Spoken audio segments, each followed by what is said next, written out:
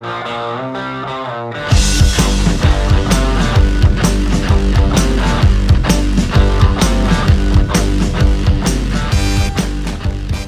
are you ready? Yeah, I'm ready. Are you ready? I'm ready. But do you think they're ready for the television debut of Shut Up and Sit Down tonight? We'll be reviewing Greek island-hopping wargame Cyclades. And the Georgian zombie survival horror that is The Walking Dead and the Flash Gordon-inspired The Island of Dr. Necro and Catacombs, a simulation of catacombs that's about catacombs. Sweet. So sweet, you will get diabetes, and you'll also get to meet our new third presenter. Exciting! But first, we've got to get food. And so that gives us an excuse to segue into...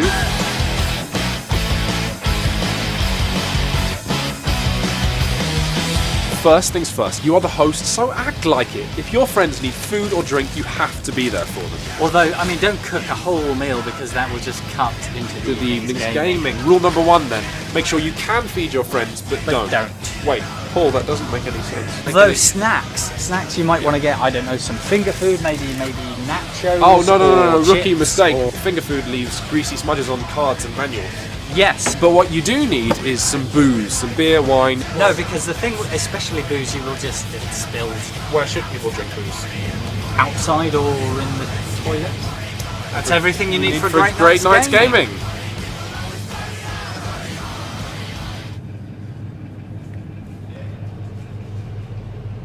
So, what time are we on TV tonight?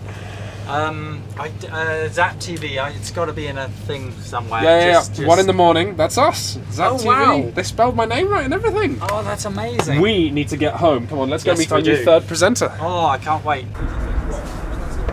Problem is, what the...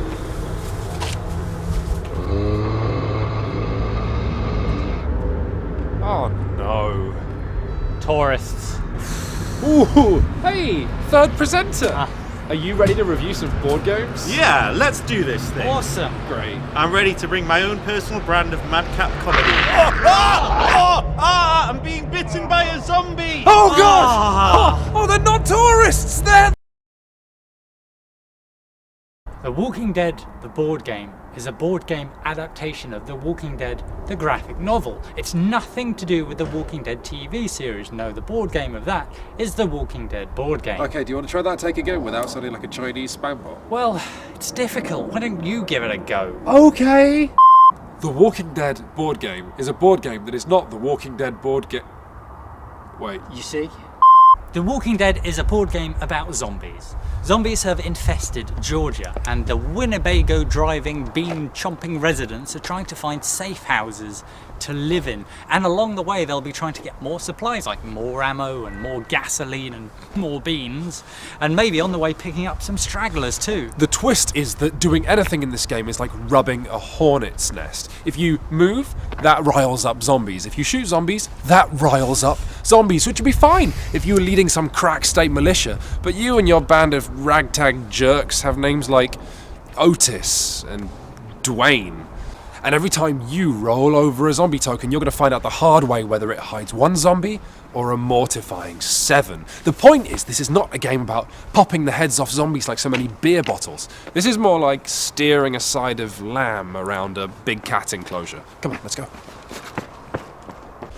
And yet, a couple of minutes into your game, you'll think, hang on, can't I just spend a movement point to cut off Andrea, the little bean thief? She'll have to spend a point of gasoline to cut through the zombies, and then maybe another point of gasoline to get round and try and cut me off and waste the rest of her turn trying to grab the resources she wanted anyway. Aha! Yeah, this is how the game is played. Paul, it's clear. Come on. Are you okay? That said, she still might get hers. Resource locations first see you drawing a card from this event deck. It'll give you a particular challenge to face, often fighting more zombies, and success might give you other special bonuses. Another person to add to your ragtag party, a hunting rifle, yet more beans. Eventually, you'll feel secure enough to follow up one of the dangerous rumours of a safe location. Follow up 3 and you're the winner.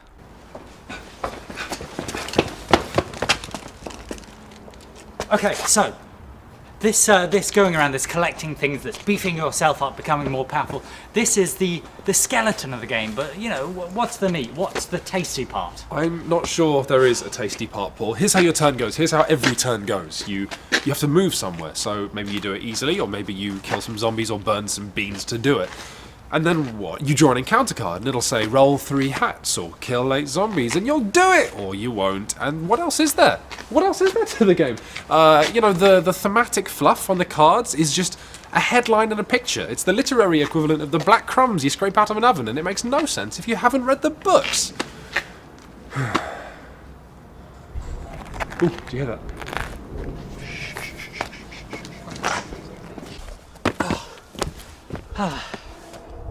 Yeah, you know, the idea of leaving a trail of zombies behind you wherever you go, that's kind of interesting. It's pretty cool, like you're riding a necromantic Tron light cycle and it's farting out the undead in your wake. But really, zombies they're not a very big deal because nothing in the game is a very big deal. There aren't really any big decisions to be made. You can choose which direction you're going to go in next, but that's about it. And the encounters are too random. You don't know whether you're going to end up with a pocket full of beans or lose every member of your party but one.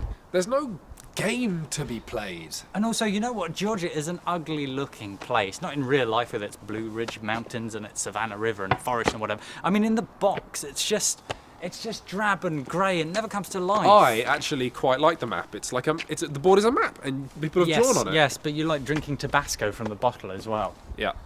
So, in conclusion then, if you like games where you move a thing and you draw a card and you roll a dice, then you'll love The Walking Dead, the board game. Yeah. Also, if you like eating beans, just shoveling them into your mouth like coal into a furnace. Or, if you're a super fan of the comic and you'll really get off on all the references and appreciate what's going on, then maybe buy it. Maybe buy it. But otherwise don't. But we would recommend, instead, if you want a tense, tactical battle against the undead, full of difficult, agonizing decisions, yes, we say you buy Fury of Dracula, which we've reviewed on our blog. It is a game with so much meat, so much blood, so much bite. Do the thing where you make stuff appear, the words. Here we go.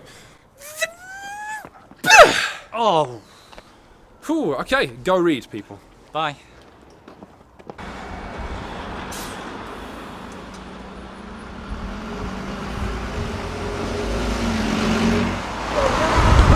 No. Oh, well, there's only one thing for it. We have to take the NX477B. That goes through Truro before it gets to Fulham. It's fine. That will never get us home in time for the show, and the night bus smells of wee.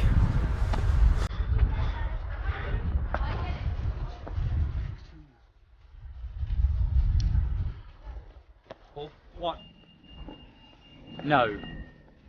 Paul, we're not. There's no other way. The Gladstone line still isn't safe, and plus Westbrook is irradiated after the enormous... Paul, are you a quitter? What? Are you going to quit and going home? That Paul. doesn't even make sense. Yeah, okay. This is our first television appearance. I'm not missing it, come hell or high water. Let's go. We're going underground.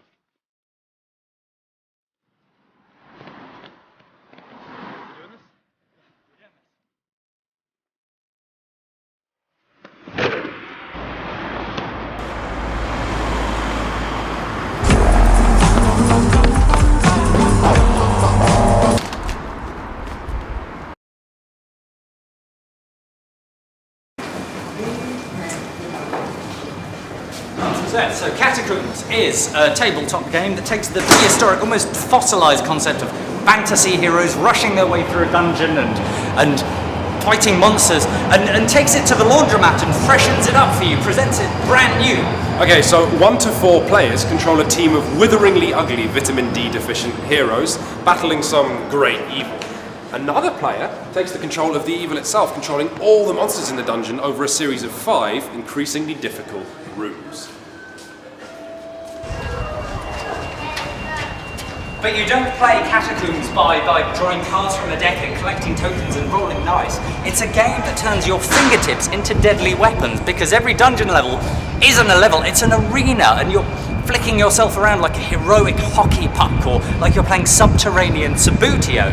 You do everything by flicking. You want to get somewhere, or you flick your character. You want to attack a monster, you flick yourself at it. You want to take on 2? Well, okay, if you can flick yourself at both of them. You want to fire your arrows, then you put a little arrow token next to your hero and you flick away. And inevitably, this is nonsense. It just results in your malnourished heroes careening their way around, whacking into pillars, tackling themselves into fires. You put an arrow in your bow and it twangs off sideways off the board. And it's up to you whether you think this concept is brilliant or just mad and stupid, but you have to admit it's different. And if you're, one of those people who doesn't take your board gaming too seriously, it can be an awful lot of fun.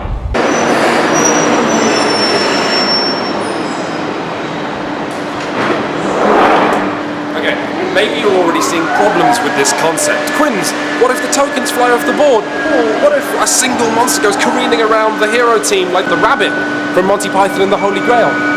What if Catacombs is all about this kind of physical absurdity? It's about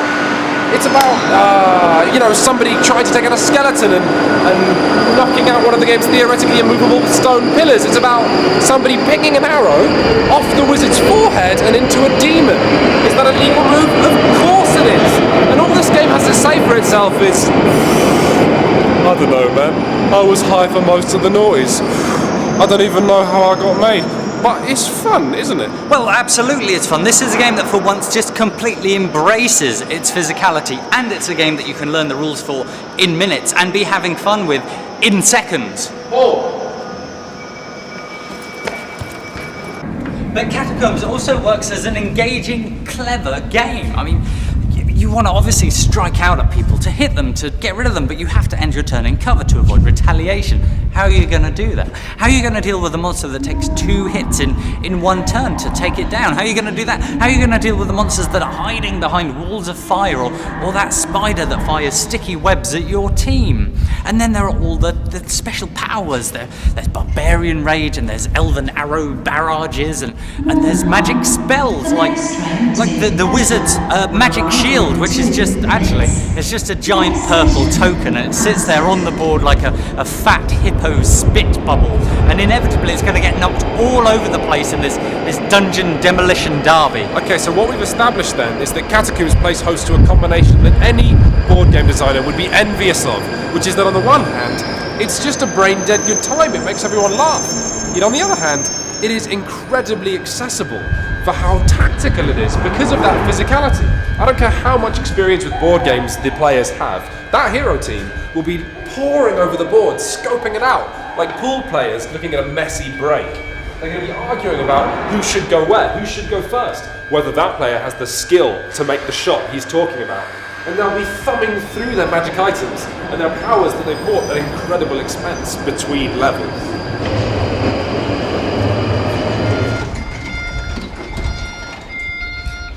To operate the lift, please press the button. Press the button. Anyway, the game is inevitably going to go wrong for you at some point. Oh, should we be in here? You'll overshoot and you'll find yourself in a clutch of giant scorpions. How are your friends going to get you out of that? But also, the game's capable of incredible moments of glory and achievement. You fire your magic missile all the way down the dungeon and you whack the fire demon who was pelting your party with fireballs, and the game is full of these little moments of heroism. Yes, and the exact opposite. No word of a lie, Paul and myself have seen the Barbarian token upend itself and roll like a comedy unicycle between the 2 huge trolls he was aiming for. Come on now, doesn't this sound like fun to play as a hardcore game, or as a drinking game? A game to take really seriously and spend hours practicing with? Or a casual game to bring out for fun? Maybe not. Maybe you really want your heroes to remain... All gate station while the Queen terminates. All change, please. All change. Maybe you want all your heroes just to remain in a grid and move 2 spaces a turn and maybe you prefer that your heroic feats are limited to drawing a heroic feat card from the heroic feat deck and letting that be your epitaph. But, if this doesn't sound like it's for you, we won't think you're boring. Well, actually, we secretly might. Yeah, we probably will. But if you do buy Catacombs and the first thing you do with it is to flick a token and send it rolling underneath the sofa, then you're one of us. You're a member of the Catacombs Club, and you're welcome anytime.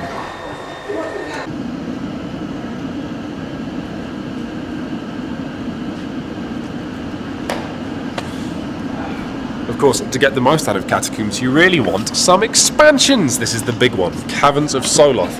Incidentally, another reason to love Catacombs is the 80s names for all the dungeons, which sound like European nightclubs often. Zotha's Gatehouse, Vale's Manse, the Breeding Pits. The Breeding Pits. Another thing is that the elf in the game is just elf. That's her title, like she's between jobs or something. Anyway, Caverns of Soloth adds 4 new heroes, it adds new treasure, new rooms, but most importantly, lots of new monsters. Oh, you're just excited because you're going to be the Overlord and you're going to get to play with all these new toys. Yes, but you should be excited as players in general because monsters are the puzzle at the heart of Catacombs. In adding evasive monsters and mounted monsters and master monsters and monsters that cause volcanoes to pop on the board like pimples, this is just making the game more rich, more interesting. It's not just me. Also, if you're feeling more skinflint, then you can go for Hordes of Vermin. That's a smaller expansion than this that adds lots of tiny rats, tiny bats, and massive fireballs and massive wyverns, which are like a mini-boss. And then, if you're feeling even more skinflint, there's something called Dark Passageways, which adds weird additional rooms between dungeon rooms. Things like shortcuts and taverns. What's a tavern doing in a dungeon? I don't know! What is any of this weird stuff doing in the tube? I think we go that way.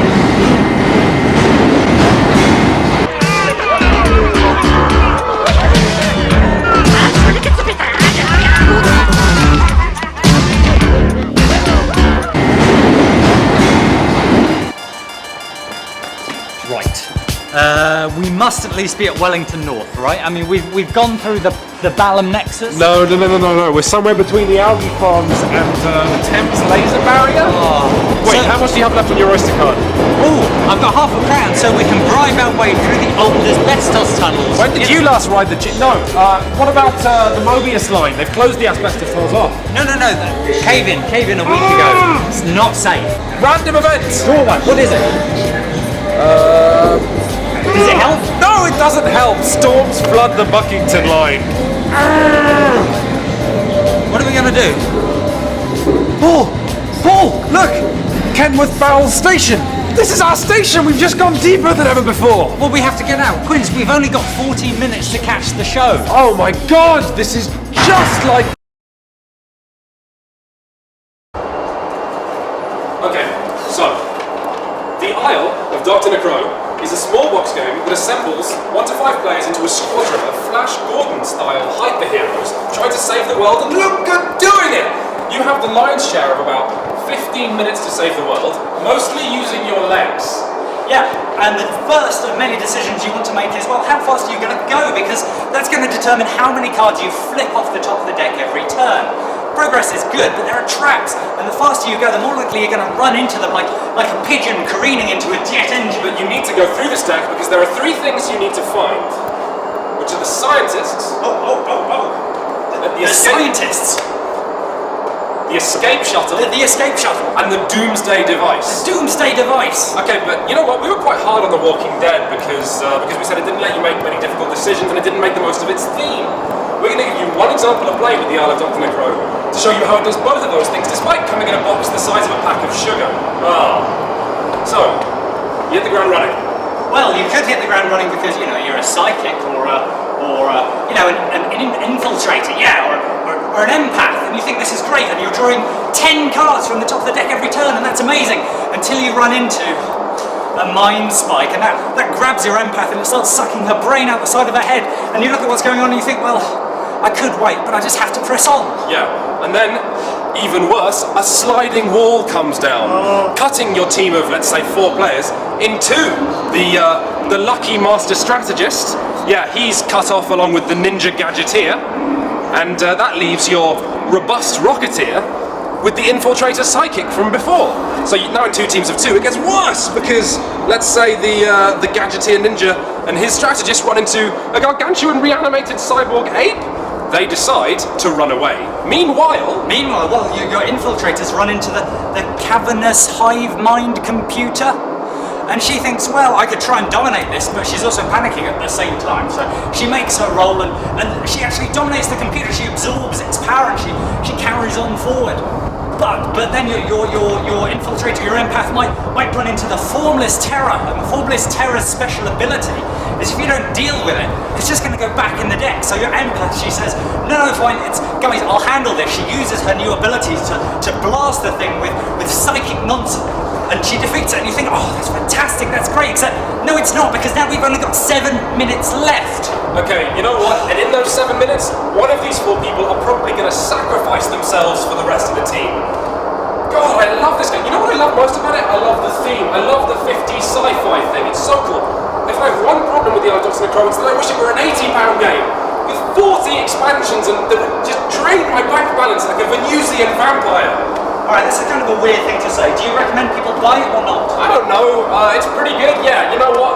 I think you should buy it because any game that lets a player sacrifice themselves for the team, only for the rest of the team to take one more step forward and fall into a shark tank, yeah, that's a game I want in my collection.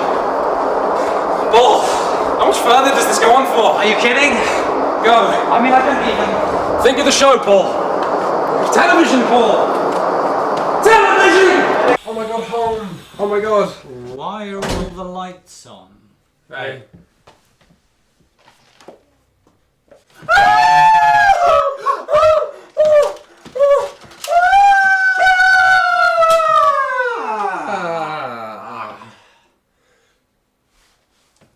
You fight like a...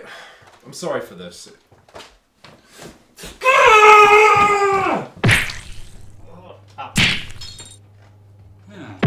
Yeah, come on.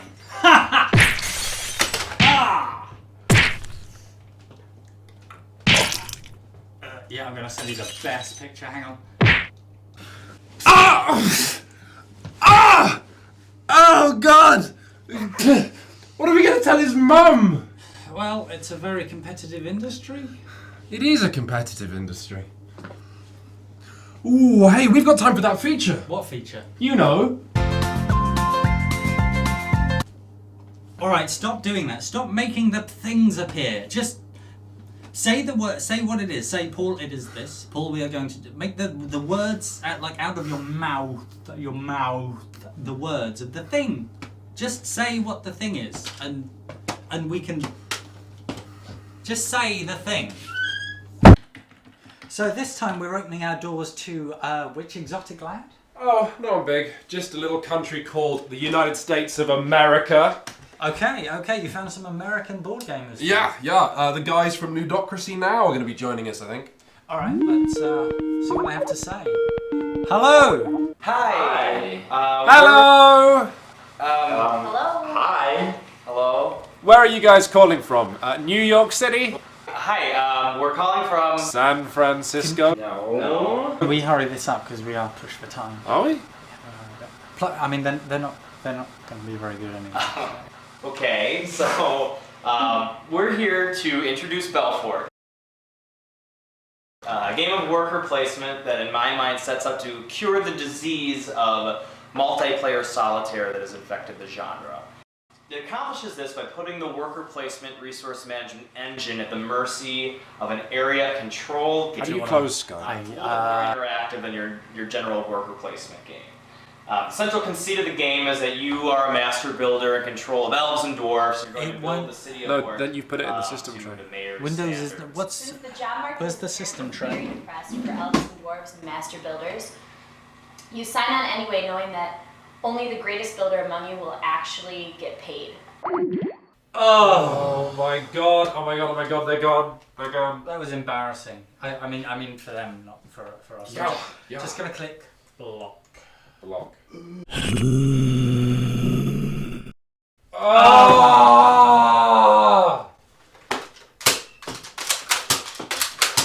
Did you? Son of a...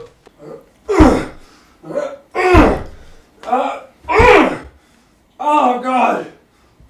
Oh, Paul, do we still have that bleach from earlier? Quinns, come on, it's starting! Oh my god! Oh my god.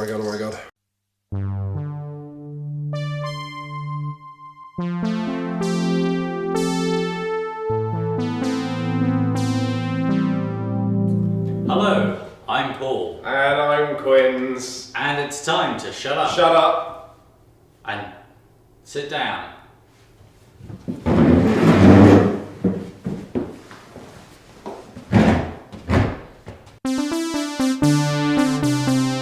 Hey, I'm Quins. Today we'll be viewing a game about ancient Greece, which is a bit of a neoclassic itself. Paul, what's your favourite thing about Greece? I like the bit most in the film where they race the cars. Boy, I would like to recreate that in a board game. So let's turn to the table.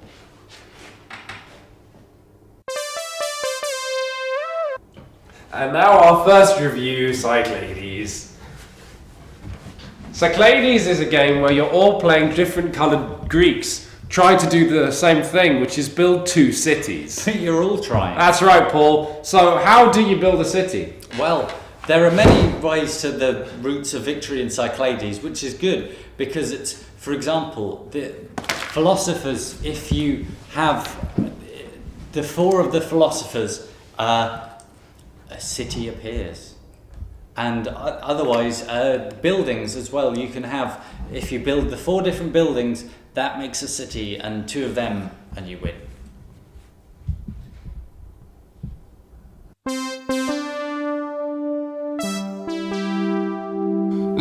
We haven't even explained how the game works. Basically, there are gods, and everyone's bidding for the favour of the gods, and each god does a particular thing.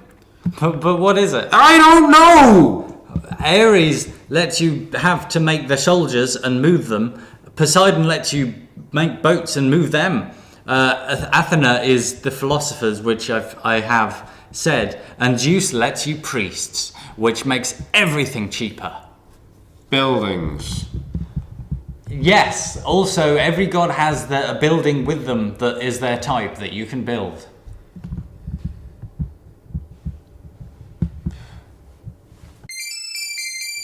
So, and every turn you want to have every god's help for everything, and everyone wants that, but you can't do that because nobody knows the value of anything, and everyone's number of money is secret as well. So the bidding will be crazy as everyone tries to.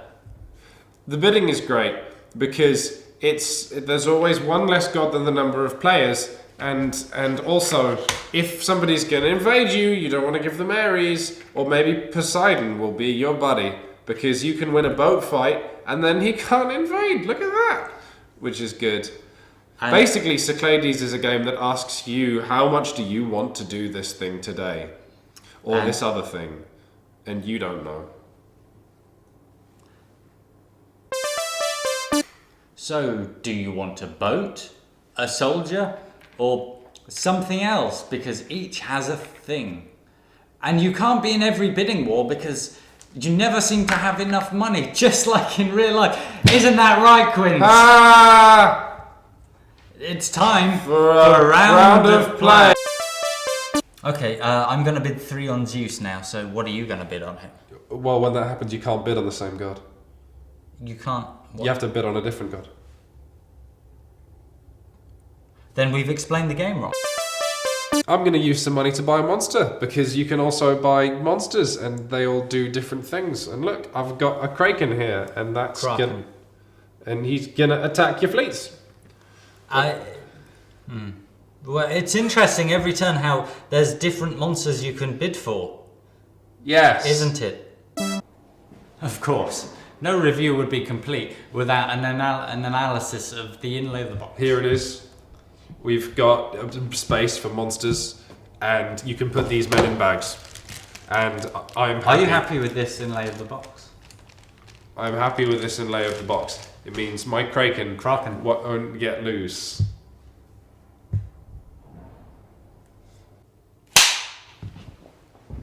Cyclades has a very good design. Why?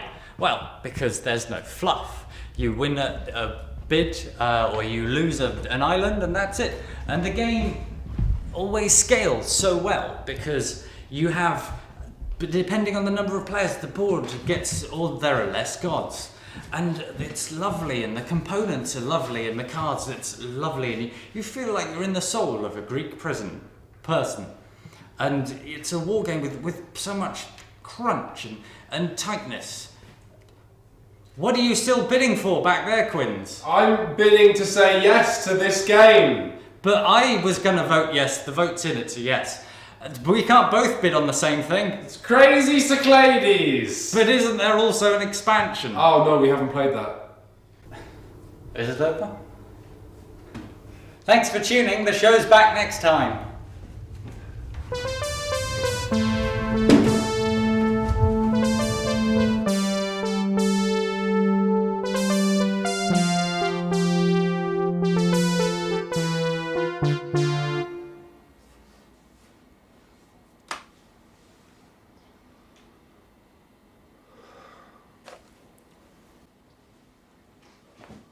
Wow. What even? What do you call that? How did? What do you call How did that? we? How? What? How? Why was? Who? How did they get those performances out of Who were us? those people? Oh, that was so That was good. incredible. That was vibrant. Oh my God. It